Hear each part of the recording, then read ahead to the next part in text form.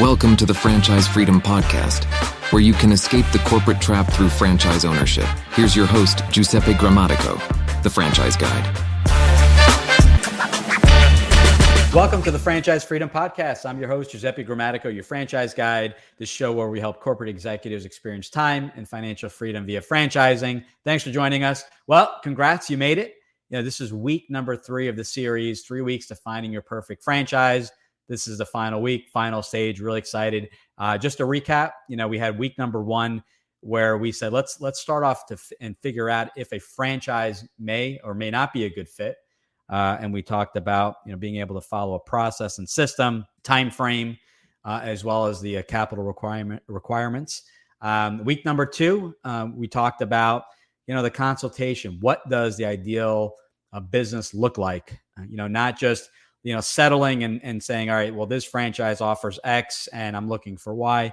Let's look at what the ideal business looks like for me, for Giuseppe, for Giuseppe's family and no one else. And really getting crystal clear on what it looks like, what an average day in the life looks like, my role, how I can maximize my skill set in the business. Crucial stuff that I see people overlook, role, skill set, things like that. What are your transferable skills? If you come from the fitness space, can you run a restoration business? Absolutely. Very similar roles, having you get out there and network and things like that. So, we spent a lot of time there. So now what do we have? We have a model, what our ideal. So let's take a step further back. We've decided and figured out a franchise could be a great fit for what we're looking for. It's a great vehicle, a business vehicle.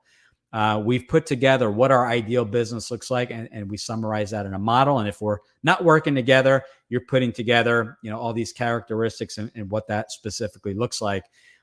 Week number 3. But by the way, when I work with families and going through the process, does it take 3 weeks? Well, this is taking an average of 1 call per week. Sometimes this is done in 2 weeks. Sometimes it's done in a week and a half. So time frames will vary depending on your availability as well as my availability. But this is just to keep it simple. Didn't want to overwhelm, but could the process be done sooner? A little bit quicker? Absolutely. Let's figure out your time frames and availability. So in the 3rd week, this is where we're introducing people to brands. And what I do is I usually will show 3 franchise brands. So of the brands we choose, so I'm part of the organization Franchise. We have full-time staff that will pre-screen companies. They'll look at review the franchise agreement. They'll look at the legal section, want to make sure there's not just, pages and pages of lawsuits. They'll speak with franchisees. They'll interview the franchisor. They'll review the marketing and support because they want to make sure that the franchisor is able to support the growth of these future franchisees. And now this is simply a pre-screen. This is a way of really just, breaking down the universe of 4,000 brands to a more manageable level. We'll work directly with these companies and get crystal clear on, who the right match is for the brands. And this is not taking the due diligence off your plate, but it's just working with a more manageable number and list of franchise brands. So when I approach this, and going through the exact same process. So I also, work with a franchise coach and advisor to help me find my brand back in my first brand back in 2007, or I opened up in 2007. We founded in 2006. And, we look at, I would say from experience and from the feedback we receive from the families we work with, 3 brands is a pretty, is a lot, 3 brands, all that have, different features. So what I like to do is compare and contrast. So maybe if you were open to both types of businesses, brick and mortar and service, we look at something retail in a shopping center. We look at something that on the service side is home-based, but B2B, where you're working with other businesses where maybe it's expense reduction or it's property maintenance and things like that. And then we'll look at a traditional B2C type of business. Maybe it's home services and you're offering a painting or a coating type of business where they're able to restore vinyl siding and brick and things like that. So, it's great to compare and contrast, but then you have kind of different things to look at. B2B is going to be relationship based. Maybe you'll have less customers in that specific business, but it takes a little bit longer to build those relationships. In a lot of the other B2B businesses where the referral sources will be other businesses, but you're doing work for a consumer. So there's different layers in there. There are other businesses that start you off with, B2C, or you're working directly with a homeowner or consumer, and then upgrade later on once you learn the system and get comfortable with other businesses and companies. So, when looking at brands, it's, you want to check. And if you're working with someone like myself, I've gone in, made sure that the business can be run semi-absentee. I checked to make sure there was available territory and available territory for future expansion. If there isn't, or if there is available territory, we also check for resales. We want to see if there's resales available currently or potential resales. My contact at a particular brand may know someone that was talking about retiring at some point. So I may have the inside scoop there at someone that may be retiring at some point and maybe listing their business for sale in the next 6 months or so. So we want to make sure that the skill sets are in line, that the investment is within the range that you're going to be comfortable with, and checks off all the boxes. So we put this all together with that model. We base all recommendation on the model. And the beauty of what we do is sometimes the model changes a little bit. Sometimes we say, I was open to retail and brick and mortar as well as something home based, but just not comfortable waiting that long to get up and running. I want to pay that franchise fee, go to training, and really get up and running as soon as possible, especially if I'm leaving my job to run this full time, or I'm looking at cash on cash return, and I want to start being able to sell and generate revenue sooner than later. So sometimes we rule out. So we rule out brick and mortar retail, and we rule out one of the brands because it just doesn't fit that new revised model. That's okay. You start to, especially if you never own the business, things start to change a little bit. You may have been open to B2B and B2C, and you may realize B2C is something you're more comfortable in, and that's okay. We modify the model slightly. We can make changes in the franchises we look at, but the big part of what we do is we want to make sure that all the boxes are checked. And that's not to say that every brand we bring to the table is going to be the perfect fit and you should move forward, but they check off those boxes. But that's just the beginning. We want to make sure that everything else kind of fits, and that's going to be based off of calls, and that's going to be calls with the franchisor. So what we supply everyone is a franchise investigation procedures that kind of outlines this, and anyone I work with gets a copy, and it talks about the 3 stages. And the first stage is talking with the franchisor. I've already given them a lot of feedback. We've given them your model and some insight, backgrounds and things like that.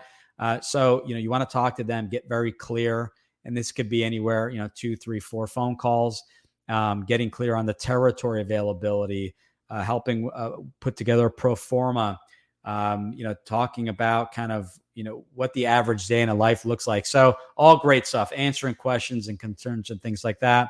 And then the second stage is going to be, great, I have all this great information. Let me speak with the franchisees, either live group calls or one-on-one or pre-recorded calls, get to listen on feedback on people that are running it full-time, the business. Maybe they're running it part-time via semi-absentee ownership. We talked about, the different types of ownership, and, get some feedback. People that have been, doing it for less than a year, people that have been doing it for several years, and, some people that are, just been, maybe with the franchise for a decade, and they can give you the feedback, as to the support from the franchisor.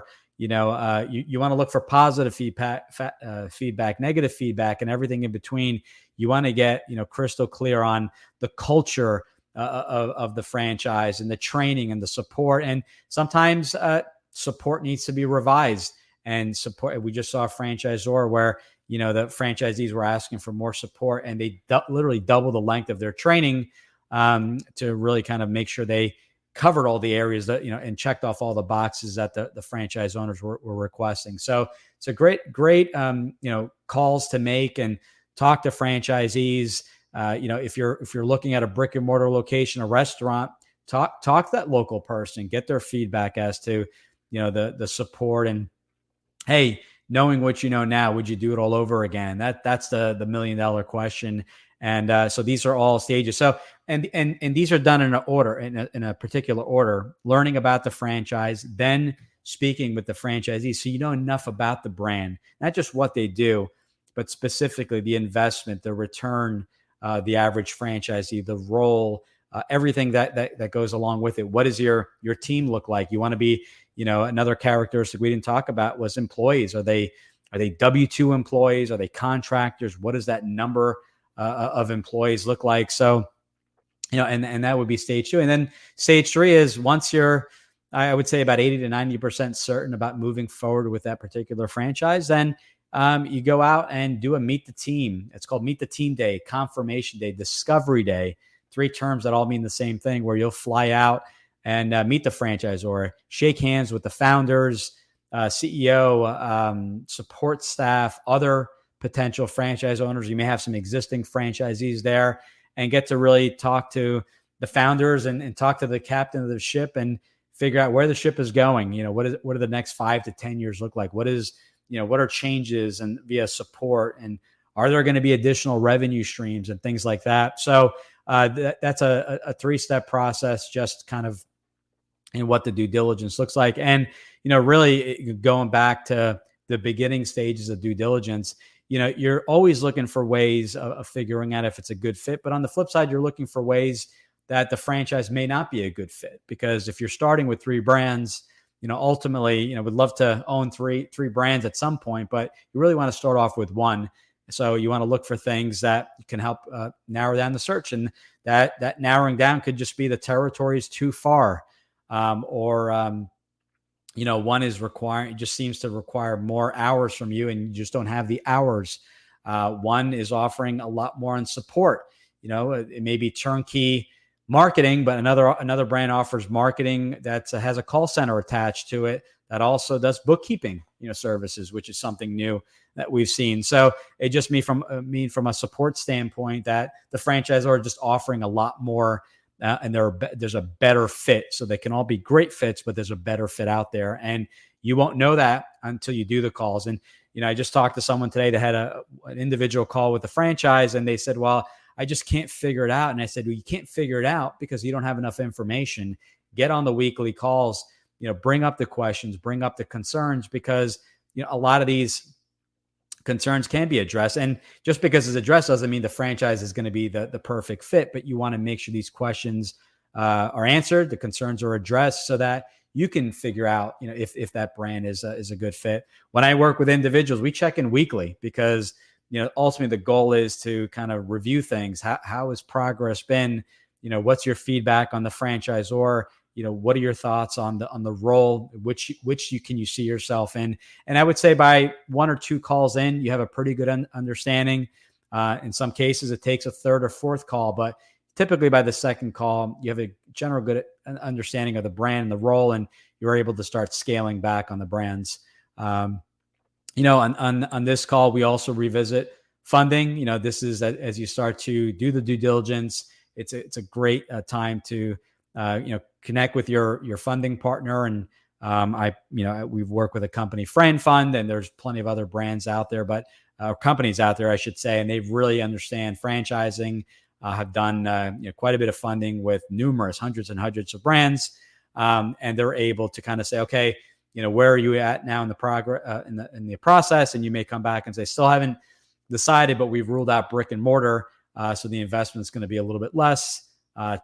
Time frames and things like that. So, they can get you pre-approved for an SBA loan, or start to give you kind of the timelines on an SBA versus a retirement rollover and things like that. And then another option, which is optional, is do you want to hire a franchise attorney to review the FDD, the franchise disclosure document? Not mandatory, but this is something to consider. And we'll talk about that, the importance of reviewing the FDD, and the option of hiring a franchise attorney to do the review. There's obviously a cost in doing this, but we did a show on with the actual franchise attorney that we've helped kind of connect people with. We could put that in the show notes as well.